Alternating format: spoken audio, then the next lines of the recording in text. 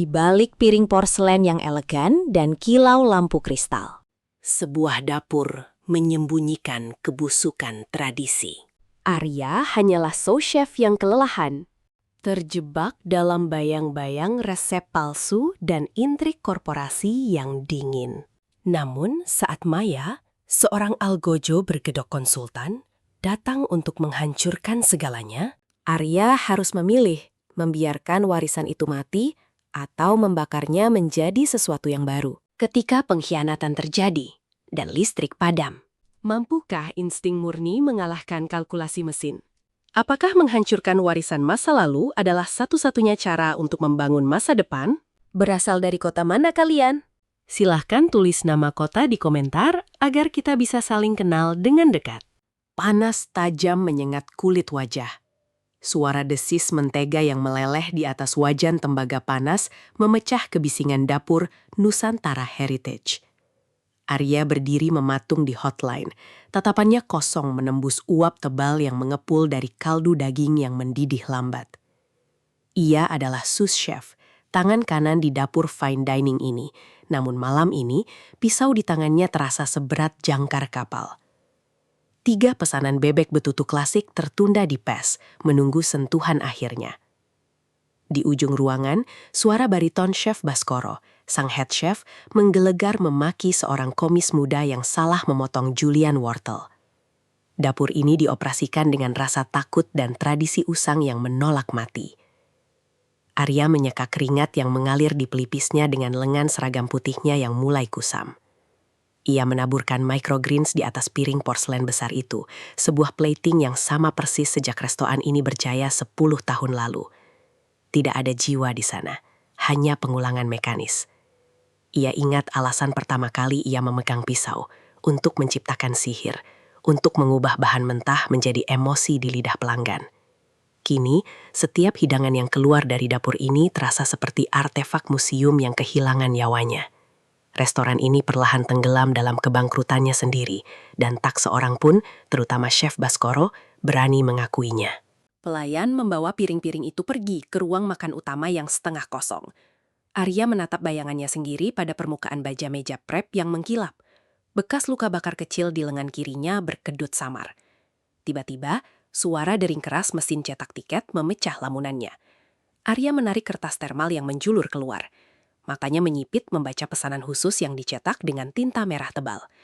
Jantungnya berdegup lebih cepat saat ia menyadari untuk siapa pesanan itu, sementara persediaan bahan premium mereka di lemari pendingin utama telah habis sejak kemarin. Keheningan malam di dapur komersial selalu memiliki nadanya sendiri. Hanya terdengar dengung rendah dari motor kompresor lemari pendingin besar, walk-in chiller. Pukul 2 pagi, Arya sendirian. Di atas meja tahan karat miliknya, tidak ada wajan besar atau panci kaldu. Hanya ada termometer digital, alat sous-vide yang memutar air pada suhu presisi 62 derajat Celcius, dan setetes cairan nitrogen yang menguap di udara dingin. Ini adalah tempat persembunyiannya. Di saat Chef Baskoro menolak segala bentuk inovasi dan menganggap teknik molekular gastronomi sebagai penistaan, Arya mengurung diri di kegelapan pagi untuk meramu masa depan. Ia sedang mencoba mengekstraksi esensi murni dari sepanci rawon, hidangan hitam pekat yang kaya rempah. Dengan menggunakan metode clarification tingkat tinggi dan putih telur, ia mengubah kuah kental itu menjadi konsome emas yang bening sejelas kristal. Namun mempertahankan tendangan rasa kluwek yang brutal di ujung lidah. Ia merancang sebuah teknik spherification, membungkus kuning telur asin cair ke dalam membran tipis berbahan sodium alginate, sehingga akan meledak di mulut pelanggan saat digigit. Ia menyuntikkan konsentrat rasa ke dalam sfir tersebut dengan tangan bergetar, melawan kelelahan fisiknya. Pertengkaran sengitnya dengan Baskoro sore tadi, tentang menjaga kemurnian resep leluhur, masih terngiang jelas, mengobarkan api pembuktian di dadanya. Arya mengangkat satu sfir kuning keemasan itu dengan pinset presisi, meletakkannya perlahan ke dalam sendok saji porselen putih, dan memasukkannya ke dalam mulut. Membran itu pecah seketika. Ledakan rasa gurih, asin, dan umami yang sangat pekat menghantam indera pengecapnya. Sebuah harmoni yang sempurna antara memori masa lalu dan kejeniusan sains kuliner. Ia tersenyum puas. Namun, senyum itu lenyap seketika saat terdengar bunyi derit engsel pintu baja di belakangnya. diikuti oleh kilatan cahaya senter tajam yang langsung menyorot tepat ke wajahnya, menyilaukan dan melumpuhkan. Dentuman logam menggema saat panci raksasa berkapasitas 50 liter dihempaskan ke atas kompor industri. Pagi telah tiba. Insiden semalam hanyalah satpam yang berpatroli, memberi Arya cukup waktu untuk menyembunyikan peralatannya. Kini, hiruk-pikuk prep time kembali merajai dapur. Fokus utama hari ini adalah kaldu emas, fondasi dari segala kebanggaan Nusantara Heritage. Chef Baskoro selalu menceritakan legenda kaldu ini kepada setiap media kuliner. Direbus perlahan selama 48 jam menggunakan tulang sumsum sapi kualitas terbaik, sayuran aromatik segar, dan rahasia racikan rempah warisan. Tugas menyaring kaldu suci ini hanya diberikan kepada Baskoro sendiri. Namun hari ini, Baskoro terlambat karena pertemuan dengan pihak bank. Arya yang harus mengejar waktu servis, memutuskan untuk masuk ke ruang penyimpanan kering, dry storage, guna mengambil persediaan lada hitam utuh. Ruangan itu pengap dan dipenuhi tumpukan karung beras. Saat ia mencoba menarik karung goni di rak paling bawah, sesuatu yang keras mengganjal. Arya menyingkirkan karung-karung itu. Di sudut paling gelap, tersembunyi dengan rapi, terdapat belasan tong plastik putih tanpa label resmi. Arya membuka salah satu tutupnya yang tersegel longgar. Bau gurih yang sangat tajam, artifisial, dan menyengat langsung menusuk hidungnya. Itu adalah bubuk penyedap rasa sintetis kelas industri, monosodium glutamat kualitas rendah, bahan murah yang biasanya digunakan oleh pedagang kaki lima, bukan dapur fine dining. Arya menelan ludah. Ia mencelupkan jari telunjuknya ke dalam bubuk kristal kuning pucat itu, mengecapnya, lalu berlari ke meja hotline tempat sepanci kaldu emas sisa semalam dipanaskan. Ia mengambil sendok pencicip, mencecap kaldu yang diklaim berusia 48 jam itu. Profil rasanya, tendangan umami palsunya, tekstur lengket di pangkal tenggorokannya, semuanya identik. Fondasi kebanggaan Chef Baskoro, warisan yang selama ini membuat Arya rela diperlakukan bak budak, ternyata hanyalah sebuah kebohongan sintetik yang murahan. Tangannya meremas sendok itu hingga buku-bukunya memutih saat suara derap langkah berat Baskoro terdengar memasuki area dapur. Bunyi ketukan stiletto tajam yang menghantam ubin terakota klasik bergema mengiris keheningan ruang makan. Restoran kosong melompong di jam yang seharusnya menjadi puncak makan siang. Desas-desus mengenai kebangkrutan terbukti benar. Sesosok wanita muda dengan setelan blazer hitam minimalis tanpa celah melangkah masuk bak malaikat pencabut nyawa. Maya, konsultan efisiensi dari grup korporasi raksasa yang baru saja mengakuisisi gedung ini. Matanya yang tajam dan dingin tidak sedikit pun terpukau oleh lampu gantung antik atau ukiran kayu jati di sekelilingnya. Pandangannya terpaku pada layar tablet di tangannya, membaca matriks angka yang menceritakan kegagalan tempat ini. Chef Baskoro melangkah keluar dari dapur, dadanya membusung, mencoba membangun otoritas dengan sisa-sisa wibawanya. Ia menuntut penjelasan. Dengan tenang, tanpa menaikkan nada suaranya seoktav pun, Maya menguliti ego sang koki senior. Ia membacakan persentase food cost yang bocor, data bahan baku yang membusuk di lemari es karena tidak laku, dan review pelanggan yang menyebut hidangan mereka sebagai fosil mahal. Setiap angka yang keluar dari mulut Maya adalah sabetan pedang kasat mata yang meruntuhkan keangkuhan Baskoro. Arya berdiri membeku di balik meja pas, menyaksikan pria tua yang menindasnya selama bertahun-tahun, kini tak berkutik menghadapi realitas dingin sebuah neraca keuangan korporat. Tradisi tidak bisa membayar tagihan listrik, Chef, ucap Maya datar. Matanya menatap tajam ke arah Baskoro yang napasnya mulai memburu karena marah dan malu. Maya menutup tabletnya dengan bunyi klik pelan, meletakkan sebuah map tebal berlogo korporat di atas meja marmer resepsionis. Grup kami tidak melihat adanya nilai kompetitif dari manajemen dapur saat ini. Nusantara Heritage secara resmi ditutup malam ini untuk perombakan total, atau likuidasi aset. Seluruh staf yang mengintip dari celah pintu dapur menahan napas, menyadari bahwa kehidupan mereka baru saja dipadamkan dalam satu kalimat dingin tanpa empati. Suara logam beradu saat pisau-pisau mahal dimasukkan secara paksa ke dalam gulungan kulit. Chef Baskoro mengemasi barang-barangnya dengan amarah yang meledak-ledak, mengutuk korporasi tanpa jiwa, lalu pergi meninggalkan dapur yang pernah menjadi kerajaannya. Suasana dapur terasa seperti rumah duka. Para line cook, pencuci piring dan pelayan saling pandang dengan tatapan kosong. Bayangan pengangguran menari di pelupuk mata mereka. Di tengah kekacauan mental itu, Maya melangkah masuk ke dalam area dapur untuk pertama kalinya. Udaranya seketika berubah kaku. Ia menelusuri meja demi meja, hingga langkahnya terhenti di depan lemari pendingin khusus milik Arya. Maya membuka pintu kaca chiller tersebut, matanya terpaku pada sebuah kotak plastik kecil bening yang berisi beberapa sfir kuning keemasan hasil eksperimen semalam. Tanpa meminta izin, Maya mengambil salah satunya, memasukkannya ke mulut, dan mengunyahnya. Mata dinginnya sempat melebar sepersekian detik, menangkap kompleksitas rasa rawon yang meledak tak terduga, sebelum kembali datar tak terbaca. Ia menelan perlahan, lalu berbalik menatap Arya yang sedari tadi mengawasinya dengan rahang mengeras. Maya berjalan mendekat, mengeluarkan sebuah papan jalan, clipboard berisi kertas kosong putih bersih, dan menyodorkannya tepat ke dada Arya. Saya tahu siapa yang menopang tempat rongsokan ini di balik layar. Bisik Maya. Suaranya hanya bisa didengar oleh Arya. Saya tidak peduli dengan ego koki lama itu. Saya butuh profit. Dan lidah saya mengatakan, kamu punya sesuatu yang bisa dijual mahal. Maya mundur selangkah. Suaranya kini kembali lantang dan otoriter. 1 bulan. Saya beri waktu 30 hari untuk merombak total menu restoran ini, mempangkas biaya bahan, dan membuat ruang makan itu penuh. Atau gedung ini akan saya ratakan menjadi lahan parkir. Maya menatap mata Arya dalam-dalam, mencari setitik keraguan. Waktumu dimulai dari detik ini, chef. Kejutkan saya. Ucap Maya sambil membalikkan badan dan berjalan keluar, meninggalkan Arya yang menggenggam kertas kosong itu, sementara detak jam dinding dapur tiba-tiba terdengar menghentak lebih keras, menghitung mundur nyawa terakhir restoran tersebut. Ruang penerimaan barang di pintu belakang dapur terasa sedingin lorong rumah sakit. Arya menatap nanar selembar faktur yang ditolak. Tanda tangan digital Maya tertera jelas di sana. Menyilang merah daftar pesanan bahan baku premium. Daging sapi Wagyu A5, trafel putih, dan kaviar beluga. Alokasi dana dibekukan. Maya hanya menyisakan budget untuk bahan kelas 2.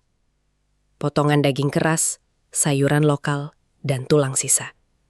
Arya harus menciptakan keajaiban dari sisa-sisa reruntuhan. Ia teringat malam terakhir sebelum kejatuhan Chef Baskoro. Dalam keputusasaan, ia sempat menyajikan 1 piring uji coba sfir kaldu rawon kepada seorang tamu reguler yang selalu duduk sendirian di sudut meja bar. Sebuah kebetulan yang ia lupakan seiring runtuhnya dapur ini. Dering telepon pertama memecah konsentrasinya, lalu dering kedua, ketiga. Mesin reservasi di meja depan tiba-tiba berkedip manik, memuntahkan lusinan pita kertas pemesanan tanpa henti. Maya menerobos masuk ke area dapur dengan langkah terburu-buru, hal yang tak pernah ia lakukan sebelumnya. Tablet di tangannya menyala terang. Ia menyodorkan layar itu ke wajah Arya, sebuah artikel ulasan dari blog kuliner paling ditakuti di negara ini, The Palette. Kritikus anonim yang mampu menghancurkan restoran bintang Michelin hanya dengan 1 kalimat. Namun kali ini, judul ulasannya adalah Kelahiran Kembali Nusantara, Air Mata Emas di Atas Porselen. Ulasan itu membedah secara puitis ledakan rasa dari sfir rawon buatan Arya. Status reservasi yang kosong melompong hingga akhir bulan kini penuh dalam hitungan jam. Restoran ini mendadak viral. Telepon terus berdering bagai lonceng gereja. Arya membaca paragraf terakhir ulasan tersebut. Ada susunan kata yang sangat spesifik. Sebuah metafora tentang tradisi yang terperangkap dalam selaput modernitas. Matanya perlahan beralih dari layar tablet ke wajah Maya. Wanita korporat itu berdiri mematung. Ekspresinya yang selalu sedingin es, kini memancarkan sesuatu yang tak terbaca. Sementara jarinya dengan cepat menekan tombol layar, menyembunyikan tab peramban lain yang memuat log masuk panel admin sebuah situs web. Mesin cetak tiket di meja pas menjerit layaknya peluit pabrik di era revolusi industri. Kertas termal menjulur panjang, menyentuh lantai ubin yang licin oleh cipratan minyak. Dapur ini telah berubah menjadi medan perang. Pesanan membludak.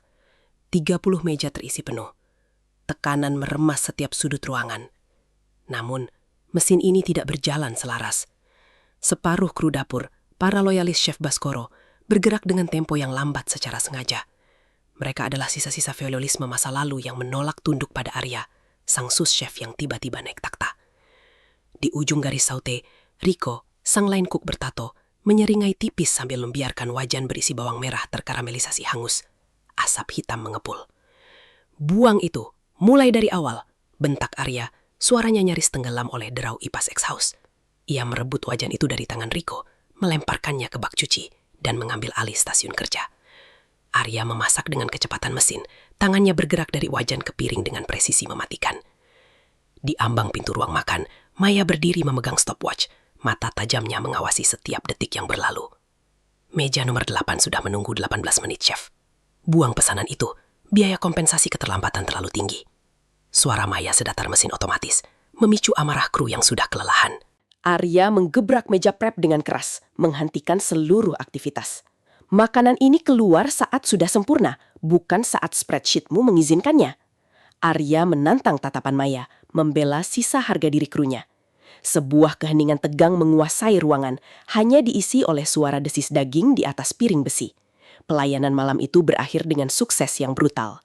Namun saat lampu utama dipadamkan, Rico dan 3 koki senior lainnya melemparkan celemek kotor mereka tepat ke kaki Arya, meludah ke lantai, dan berjalan keluar pintu belakang. Dapur kosong melompong. Arya menatap jam dinding yang menunjuk angka 1 dini hari. Menyadari besok malam, ia harus melayani ratusan tamu hanya dengan segelintir tangan yang tersisa. Suhu udara anjlok hingga minus 18 derajat Celcius. Ruang pendingin raksasa, walk-in chiller, adalah satu-satunya tempat yang sunyi. Arya berdiri di antara rak-rak logam, membiarkan udara beku menusuk kulitnya yang masih memancarkan panas sisa dapur.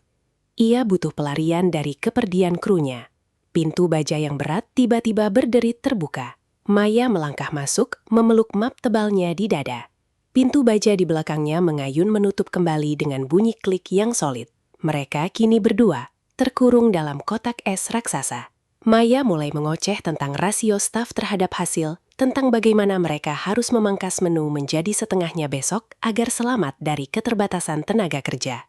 "Kamu hanya melihat angka, Maya. Kamu tidak melihat jiwa dari tempat ini," desis Arya. Napasnya membentuk kabut putih tebal.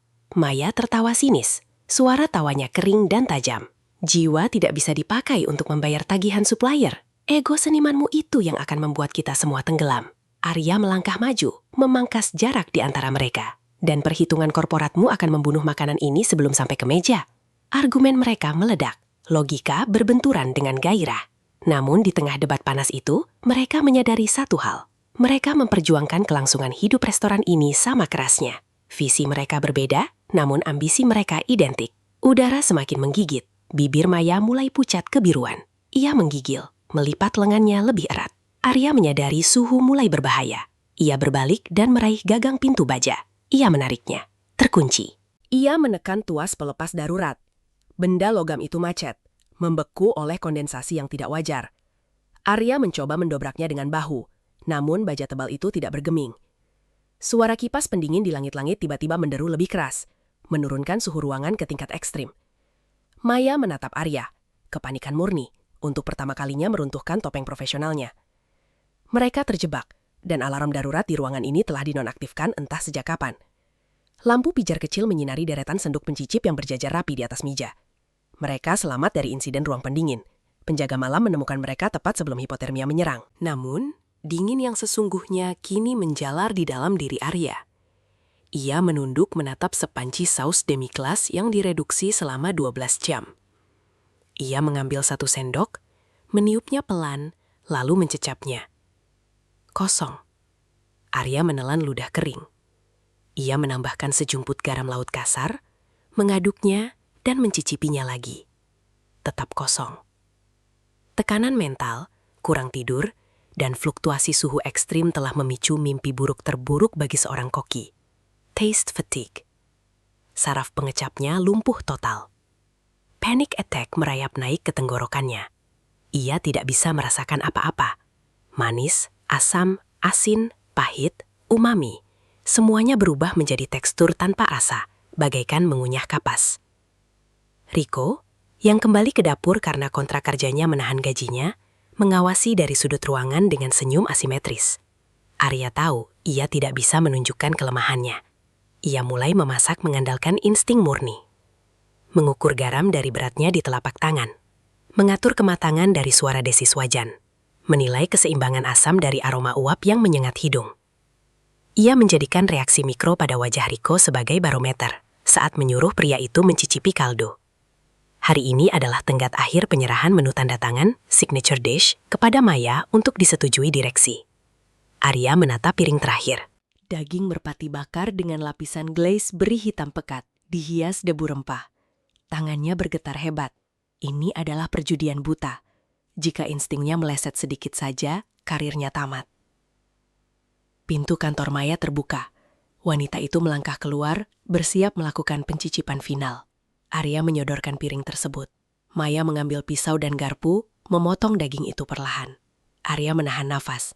Menyadari ia lupa mengukur tingkat keasaman murni dari beri hitam yang baru dikirim pagi ini.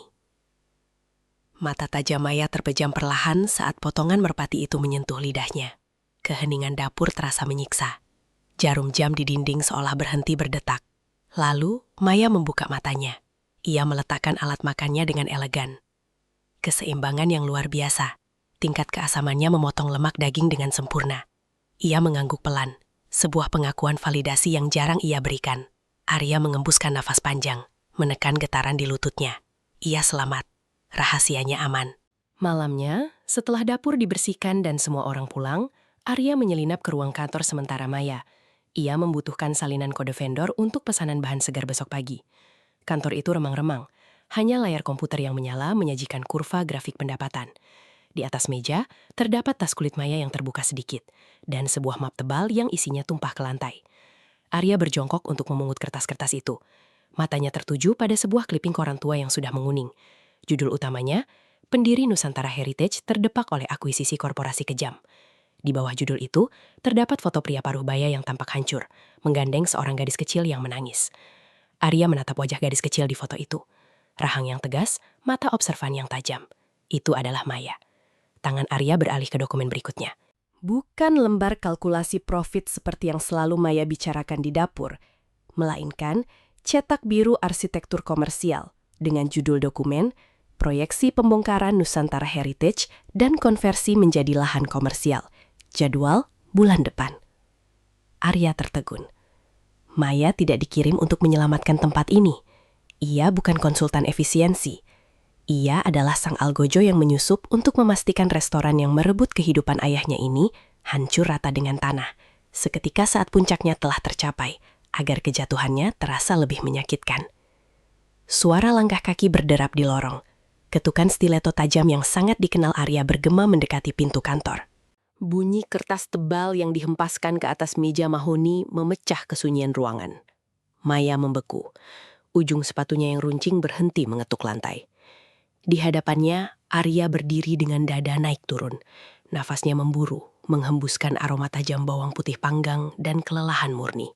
Lembar cetak biru pembongkaran gedung itu terbentang di antara mereka, menjadi saksi bisu dari kebohongan yang terkuak. Lampu jalan yang menyusup dari celah tirai menerangi separuh wajah Maya, memperlihatkan rahamnya yang mengeras.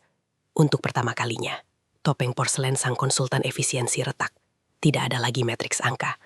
Hanya ada kemarahan mentah yang telah direbus selama belasan tahun. Ayahku membangun tempat ini dari nol, dengan tangannya yang melepuh. Suara Maya rendah, hampir seperti desisan ular berbisa. Matanya menatap tepat ke manik mata Arya, menembus hingga ke ulu hati. Lalu dewan direksi tak bertubuh itu merampasnya, hanya karena satu kuartal yang buruk. Mereka membunuhnya berlahan. Maya melangkah maju. Jarak mereka kini hanya tersisa hitungan sentimeter. Aroma parfum mahal bercampur dengan bau kertas berdebu. Ia menunjuk ke arah pintu dapur yang tertutup. Kamu pikir kamu sedang menyelamatkan warisan?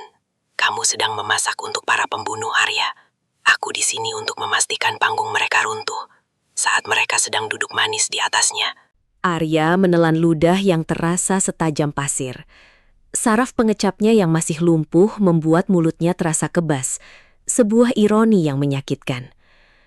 Dan kamu akan mengorbankan setiap manusia yang bekerja di dapur itu demi dendamu? Balas Arya, Suaranya parau namun teguh. Ia mencondongkan tubuhnya. Gedung ini mungkin milik korporat, tapi makanan yang keluar dari pintu itu adalah nyawa kami. Maya tersenyum miring, sebuah lengkungan bibir yang tidak menyentuh matanya. Ia meraih telepon di mejanya dan menekan tombol panggil cepat. Kita lihat seberapa jauh nyawa itu bisa bertahan, bisik Maya. Jarinya bersiap menekan tombol pembatalan pesanan untuk seluruh suplai bahan baku premium yang dijadwalkan tiba besok pagi. Siang terasa bagai tercekik oleh ketegangan. Sinar matahari menembus jendela kaca patri raksasa Nusantara Heritage, menerangi meja bundar utama yang kini dikelilingi oleh 12 pria bersetelan jas seharga mobil mewah. Mereka adalah jajaran dewan direksi dan investor mayoritas. Kaca kristal berdenting halus saat pelayan menuangkan air mineral sparkling. Di sudut ruangan, bersandar pada pilar kayu jati berukir, Maya berdiri mematung layaknya patung marmer. Wajahnya datar tak terbaca. Matanya mengawasi setiap pergerakan pelayan layaknya burung pemangsa yang menunggu mangsanya tersandung. Ini adalah hari pencicipan final, hari eksekusi. Di balik pintu ganda berlapis perak, neraka sedang berpesta. Dapur bersuhu 40 derajat Celcius. Arya berdiri di pes, matanya terpaku pada deretan piring kosong yang memantulkan cahaya lampu pemanas. Tubuhnya bergerak berdasarkan memori otot dan insting murni. Ia tidak bisa mencicipi apapun. Ia hanya mengandalkan suara desis mentega di wajan Riko, aroma gastrik asam yang menusuk hidung, dan warna karamelisasi pada pinggiran protein. Keringat membasahi tengkuknya. 3 pesanan pembuka, amuse-bouche, telah keluar dan ruang makan meresponsnya dengan keheningan yang mengintimidasi. Ujian sebenarnya adalah hidangan utama yang harus disajikan dalam 20 menit ke depan. Arya memberikan isyarat tangan, memerintahkan kru untuk bersiap pada stasiun ikan. Namun, suara dari roda troli yang membelah area penerimaan barang terdengar tidak wajar.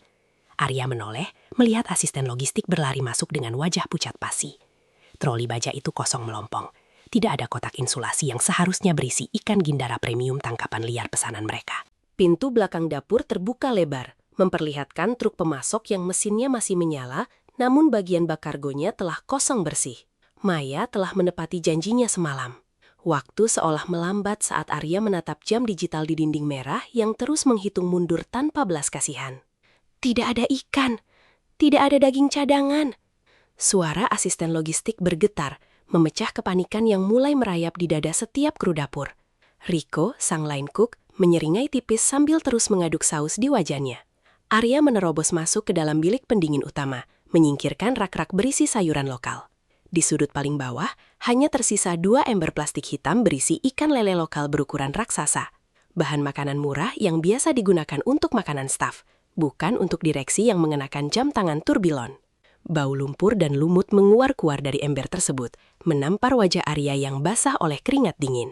12 kursi VIP di luar sana menunggu keajaiban, dan ia hanya memiliki monster lumpur ini. Arya menyeret ember itu keluar. Bunyi plastik yang bergesekan dengan ubin dapur menarik perhatian semua orang. Ia melemparkan seekor lele berbobot 3 kg ke atas talanan tebal. Bunyi benturan basah yang keras bergema. Ambilkan daun pisang, tanah liat putih, dan rempah kuning. Semuanya, sekarang, teriak Arya. Pisau deba Jepang di tangannya berkilat memantulkan cahaya lampu pijar. Ia akan menggunakan teknik kuno, memanggang ikan di dalam kepompong tanah liat untuk menyerap bau lumpur, dan membumbui dagingnya dengan injeksi sitrus tajam. Sebuah perjudian gila yang melanggar semua aturan haute cuisine. Satu persatu, irisan filet putih itu mulai tertata. Arya membungkusnya dengan daun pisang bakar, melapisinya dengan tanah liat pelindung, dan melemparkannya ke dalam oven bersuhu maksimum. Ia mengelap pisaunya yang berlumuran darah ikan. Otaknya bekerja 10 langkah di depan, menghitung menit demi menit sisa waktu memanggang. Saraf lidahnya mungkin mati, tapi insting bertahannya menyala terang. Namun saat ia berbalik untuk mengecek saus emulsi di stasiun sebelah, ekor matanya menangkap sebuah gerakan tangan yang janggal. Riko tidak sedang mengaduk saus. Jarinya secara diam-diam membuka toples kaca kecil berwarna gelap yang seharusnya tidak pernah ada di area hotline. Suhu dapur terasa semakin membakar. Arya melangkah panjang tanpa suara, memutari meja prep tengah. Riko membelakanginya, bahunya tegang. Tepat saat tangan Riko bersiap menaburkan serbuk putih dari toples gelap itu ke dalam panci saus utama, Arya mencengkram pergelangan tangannya dengan kekuatan mematikan. Panci baja bergeser kasar bergesekan dengan kisi kompor. Toples itu terlepas, jatuh menghantam lantai dan pecah berkeping-keping. Serbuk putih berhamburan, baking soda murni dalam jumlah masif. Bahan yang dalam hitungan detik akan menghancurkan tekstur saus menjadi busa berlendir yang menjijikan dan merusak keseluruhan hidangan VIP. Keheningan seketika menyergap seluruh lini masak. Rico tidak memberontak. Ia memutar kepalanya, menatap Arya dengan tatapan kosong yang perlahan berubah menjadi tawa serak. Tato tribal di lehernya tampak menegang seiring tawanya yang bergema merendahkan. "Kamu pikir ini tentang seni, Chef?" bisik Rico tajam. Ia menarik paksa tangannya dari cengkraman Arya. Orang-orang dari grup seberang membayar lunas sisa utang judiku hanya untuk memastikan pesanan meja bundar itu terasa seperti air selokan. Kita berdua tahu tempat ini sudah mati sejak Baskoro pergi. Rico melepas celemek hitamnya dengan gerakan kasar yang disengaja, melemparkannya hingga menutupi wajah mesin susvide. Tanpa menatap kru lain yang berdiri membeku dalam syok, Rico berjalan ke arah pintu belakang. Ia membuka pintu baja itu, membiarkan udara panas gang sempit kota masuk menyerbu pendingin ruangan dapur. "Semoga sukses menyajikan makanan malam terakhirmu, pahlawan," ejek Rico sebelum menghilang ke dalam kegelapan. Arya menunduk, menatap celemek kotor yang teronggok di lantai. Stasiun Saute utama, urat nadi dari seluruh hidangan panas mereka, kini kosong melompong. Suara bel dari ruang makan berdering tajam sebanyak 3 kali berturut-turut. Para direktur mulai kehilangan kesabaran. Dan Arya hanya memiliki sisa 6 orang komis junior yang kebingungan menatap sisa kehancuran di depan mata mereka. Kekacauan meledak. Tiket pesanan memuntahkan kertas panjang hingga menyentuh genangan air di lantai ubin. Arya bergerak menyerupai angin ribut. Ia memotong daging, mengocok saus, dan menata piring, plating secara bersamaan. Ia melompat dari stasiun grill ke stasiun Saute, mengambil alih pekerjaan 3 orang sekaligus. Tangannya melepuh saat tak sengaja menyentuh pinggiran wajan besi yang membara, namun ia tidak merasakan sakitnya. Adrenalin telah menumpulkan seluruh reseptor sarafnya.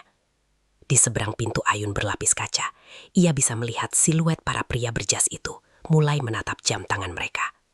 Maya masih berdiri di sudut sana, mengawasi keruntuhan ini dengan wajah memucat. Waktu servis molor 7 menit. Bagi sebuah restoran bintang, itu setara dengan kejahatan. "Keluarkan kepompong tanah liat dari oven 1, sekarang!" teriak Arya kepada seorang asisten. Sang asisten berlari membuka pintu oven konveksi raksasa berkapasitas industri tersebut. Namun, saat gagang baja itu ditarik, tidak ada hembusan udara panas yang menerpa wajahnya. Asisten itu terdiam, menatap bingung ke dalam ruang pemanggang yang gelap. Kipas internalnya berhenti berputar. Lampu indikator panel digital berkedip liar, memancarkan pesan kesalahan berwarna merah darah. ERR77 Power Surge. Suara letupan pelan disusul bau kabel tembaga yang terbakar menguar ke udara. Arya menerjang maju, menyingkirkan asistennya. Ia memegang dinding oven. Dingin. Korsleting pada jaringan listrik utama telah mematikan nyawa mesin tersebut sejak 5 menit yang lalu. Sisa ikan lele berbalut tanah liat, satu-satunya kartu as terakhir yang ia bertaruhkan untuk meja bundar VIP, hancur menjadi adonan mentah yang hangat. Lampu dapur utama tiba-tiba berkedip redup, bergetar, lalu padam sepenuhnya. Hanya tersisa lampu darurat yang menyiramkan cahaya kuning muram ke wajah-wajah putus asa para staf dapur. Suara dentingan gelas dari ruang makan berubah menjadi kumaman protes yang keras. Arya menjatuhkan pisau filetnya ke lantai. Baja karbon itu berdenting nyaring, menyuarakan kekalahan mutlak. Kegelapan menelan dapur utama. Hanya pendar kuning pucat dari lampu darurat yang membelah asap pekat sisa letupan listrik. Arya berlutut di atas ubin, menatap nanar pantulan wajahnya pada bilah baja pisau yang tergeletak di lantai. Mesin-mesin seharga miliaran rupiah kini tak lebih dari besi tua yang membisu. Dari balik pintu ganda ruang makan, terdengar riuh rendah suara sepatu kulit bergesekan dengan lantai marmer. Para eksekutif itu kehilangan kesabaran. Seorang pelayan menerobos masuk dengan wajah memucat, napasnya terputus-putus. Ia melaporkan bahwa Dewan Direksi telah memanggil manajer lobi dan bersiap meninggalkan gedung. Kegagalan mutlak berjarak hitungan menit. Namun di tengah keputusasaan itu, aroma tajam menyeruak menembus bau tembaga sisa korsleting. Itu adalah bau kayu manis bakar dan asap arang dari masa lalu. Arya perlahan mengangkat kepalanya. Ia teringat masa kecilnya di dapur pengap milik neneknya, di mana keajaiban tidak diciptakan oleh listrik, melainkan oleh bara api. Ia memungut pisaunya, otot rahangnya mengeras. "Tinggalkan oven itu!" teriak Arya memecah kepanikan. Suaranya bergema memantul di dinding ubin. Ia berlari menuju area gudang belakang, menendang pintu penyimpanan kayu keras, dan menarik keluar beberapa tungku tanah liat tradisional, Anglo, yang dulu hanya digunakan sebagai hiasan lobi. "Nyalakan arang batok kelapa sekarang. Gunakan sisa spiritus pembakar." Perintah Arya kepada sisa krunya yang masih kebingungan. Ia tidak lagi peduli pada resep cetak atau suhu presisi digital. Dengan saraf lidah yang masih lumpuh, ia kini memutar kemudinya sepenuhnya pada insting buta. Arya mengambil sisa filet lele lokal yang belum masuk ke dalam oven yang rusak. Ia menaburkan garam laut kasar murni berdasarkan beban berat di telapak tangannya. Matanya memicing di tengah ruangan yang remang-remang, tangannya bergerak menyusun ranting kayu jati di atas bara yang mulai menyala merah. Ia akan memaksa alam untuk tunduk padanya di dalam kotak beton ini. Asap putih tebal mulai memenuhi ruangan, membuat mata perih dan napas terasa sesak. Sistem X-House utama mati total, bersamaan dengan matinya listrik sentral. Arya terbatuk keras, mengusap matanya dengan punggung lengan bajunya yang kotor. Tungku tanah liat itu memancarkan panas yang tidak stabil. Api menjilat liar, menghitamkan pinggiran daun pisang yang membungkus daging ikan. Ia harus membalik bungkus daun itu secara konstan, agar panasnya meresap tanpa menghanguskan daging di dalamnya. Keringat membanjiri wajahnya. Waktu terus mengiris tanpa ampun. Pelayan kembali masuk, mengabarkan bahwa ketua dewan direksi telah mengenakan jasnya. Waktu habis. Di stasiun sebelah, asisten juniornya menangis tertahan. Saus reduksi yang seharusnya mengikat seluruh rasa hidangan itu terbelah karena penurunan suhu mendadak akibat kompor induksi yang mati. Gumpalan lemak terpisah dari cairan, menciptakan tekstur kasar yang menjijikan. Arya menatap panci tembaga itu. Keputusasaan yang sedingin es merayap naik ke dadanya, menelan habis sisa adrenalinnya. Tanpa indera pengecap dan tanpa emulsi saus yang sempurna, mustahil hidangan ini bisa menyelamatkan restoran. Ia telah mendorong batas fisik dan mentalnya hingga ke ujung jurang. Namun pada akhirnya, dinding batu korporasi ini terlalu tinggi untuk didaki. Arya menjauh dari tungku, membiarkan asap menelan siluetnya. Ego Chef Baskoro seolah menggema di kepalanya, menertawakan usaha sia-sianya untuk mengubah rongsokan menjadi emas. Ia menatap telapak tangannya yang gemetar hebat akibat kelelahan kronis. Ia tidak bisa lagi merasakan tekstur, tidak bisa mencicipi rasa, dan kini ia kehilangan cengkeramannya pada api. Di sudut ruangan, bayangan Maya terlihat samar, berdiri tegak mengamati keruntuhan ini. Arya menunduk, bersiap melepaskan celemeknya. Ia telah kalah. Ia akan membiarkan Maya mendapatkan apa yang ia inginkan. Meratakan tempat terkutuk ini dengan tanah. Sebuah langkah tegas, membelah asap tebal. Bunyi ketukan hak sepatu tinggi yang sangat familiar itu terdengar tidak ragu, menembus kekacauan menuju titik pusat tungku api. Maya melangkah maju, melepaskan blazer hitamnya dan melemparnya sembarangan ke atas meja prep baja. Kemeja sutranya yang mahal segera terpapar jelaga. Ia berdiri tepat di hadapan Arya yang menatapnya dengan kekosongan. Maya melihat pantulan ayahnya di mata sang sous chef. Pria yang rela terbakar demi mempertahankan nyawa sebuah hidangan. Dinding es dendam yang dibangun Maya selama belasan tahun akhirnya retak dan mencair sepenuhnya. Ia tidak ingin menjadi algojo bagi mimpi orang lain. "Geser wajan itu," ucap Maya dingin namun penuh determinasi. Arya membeku. "Aku bilang geser," bentak Maya sambil merebut kain lap penahan panas dari tangan asisten junior. Maya meraih panci saus yang terbelah itu. Ia memindahkan panci tersebut ke atas sisa bara api yang tidak terlalu panas. "Bawakan aku es batu dari sisa mesin pendingin dan air perasan jeruk nipis lokal," perintah Maya kepada kru lainnya. Tangannya bergerak cepat, menuangkan sedikit air es untuk menurunkan suhu lemak saus secara drastis, lalu mengocoknya sekuat tenaga. Ia memaksa emulsi itu untuk menyatu kembali melalui kejutan suhu mekanis. Arya tersentak bangun dari kelumpuhan mentalnya. Ia melihat Maya, seorang konsultan efisiensi berdarah dingin, kini berlumuran abu hitam demi menyelamatkan mahakaryanya. Adrenalin kedua meledak di nadinya. Ia melangkah kembali ke sisi tungku, menarik bungkus daun pisang yang telah menghitam sempurna. Aroma lele panggang yang dilapisi tanah liat dan rempah kuning menguar kuat, mengalahkan bau asap ruangan. Kita punya waktu 2 menit sebelum mereka mencapai pintu keluar. Plating sekarang, seru Arya. Maya dan Arya berdiri berdampingan di bawah lampu darurat, bergerak selaras sebagai roda gigi mesin yang presisi.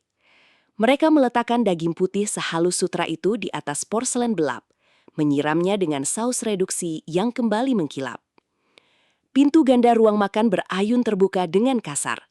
Belasan pelayan melangkah keluar serentak dari kegelapan dapur, membawa piring-piring porselen besar yang memancarkan sisa asap tipis. Ruang makan hanya diterangi oleh lilin-lilin meja cadangan, menciptakan atmosfer sakral yang tidak direncanakan. Ketua Dewan Direksi, yang sebelah tangannya sudah memegang kenop pintu keluar, menghentikan langkahnya. Matanya tertuju pada hidangan yang disajikan. Tidak ada kaviar impor, tidak ada lembaran emas. Hanya potongan ikan lokal sederhana yang dimasak dengan teknik purba, dikelilingi oleh saus glaze berwarna coklat pekat. Ruangan itu hening. Ketua Dewan Direksi melangkah kembali ke mejanya, mengambil garpu perak, dan membelah daging ikan tersebut. Uap panas mengepul. Ia memasukkannya ke dalam mulut. Kunyahan pertama lambat, kunyahan kedua berhenti sejenak. Lalu ia memejamkan mata. Harmoni rasa asap kayu jati, keasaman sitrus yang memotong kuat, dan tekstur ikan yang meleleh bagai mentega, menciptakan ledakan gastronomi yang belum pernah ia rasakan di restoran bintang 5 manapun. Ketua itu meletakkan garpunya, berdiri perlahan, dan menangkupkan kedua tangannya. Tepuk tangan tunggal bergema, perlahan diikuti oleh seluruh direktur yang berdiri memberikan standing ovation. Di ambang pintu dapur, Arya bersandar pada kusen kayu, bernapas lega. Kutukan restoran itu akhirnya patah. Maya melangkah mendekati ketua Dewan Direksi. Ia tidak menyerahkan laporan efisiensi. Ia menyerahkan sebuah flash disk berisi rekaman CCTV sudut gelap dapur yang memperlihatkan sabotase Riko, beserta mutasi rekening yang mengaitkan insiden listrik dengan suap dari restoran saingan. Tugas saya selesai. Anda memiliki chef terbaik di negara ini, dan saya merekomendasikan investasi penuh pada visinya, ucap Maya tegas. Ia kemudian melemparkan kartu pengenalnya ke atas meja. Mulai malam ini, saya mengundurkan diri dari korporasi. Maya berbalik, menatap Arya dengan senyum tipis yang tulus, bersiap membangun kekaisarannya sendiri. 6 bulan kemudian. Papan nama kayu mahoni bertuliskan "Nyala" terpampang elegan di fasad bangunan minimalis. Restoran independen ini penuh sesak oleh tamu elit. Tidak ada lagi taplak meja putih yang kaku. Semuanya digantikan oleh meja kayu solid dan dapur terbuka, open kitchen, yang mempertontonkan atraksi api secara langsung. Arya berdiri di pes, mengenakan seragam koki hitam pekat yang dirancang khusus. Ia mengambil 1 sendok kecil saus kaldu konsome bening, meniupnya, lalu mencecapnya perlahan. Matanya berbinar, kelumpuhan sensorinya telah lama hilang. Ia bisa merasakan setiap lapisan rasa bawang putih bakar dan ketumbar secara absolut. Di meja resepsionis, Maya duduk santai dengan setelan jas abu-abu modern, memeriksa daftar tunggu reservasi yang telah penuh hingga 3 bulan ke depan. Seorang kurir datang menyerahkan sebuah amplop hitam bersegel lilin merah tebal. Maya membawa amplop itu ke meja pas dan membukanya di depan Arya. Itu adalah ulasan terbaru dari The Palate, kritikus makanan anonim legendaris. Isinya hanya 1 kalimat pendek yang dicetak tebal. Sempurna, penebusan dosa yang disajikan di atas piring panas. Mereka berdua dianugerahi nilai tertinggi yang pernah ada di industri kuliner kota itu. Arya tersenyum membaca surat itu. Namun, pandangannya terkunci pada tulisan tangan di bagian alamat pengirim. Lengkungan huruf Y dan tarikan garis pada huruf A terlihat sangat spesifik. Ingatannya kembali pada tumpukan dokumen cetak biru pembongkaran yang pernah ia baca di kantor Maya setengah tahun lalu. Tanda tangannya identik. Arya perlahan mengangkat kepalanya, menatap Maya yang sedang menyesap segelas anggur merah. Maya membalas tatapannya, lalu menaikkan alisnya sebelah dan memberikan kedipan mata yang nyaris tak terlihat. Kejutan akhir menghantam Arya. Maya bukan hanya memanipulasi korporasi, ia merancang seluruh panggung ini. Sang kritikus anonim yang menyelamatkan karir Arya di malam tergelapnya adalah rekan bisnisnya sendiri. Permainan usai, dan mereka adalah pemenang mutlaknya.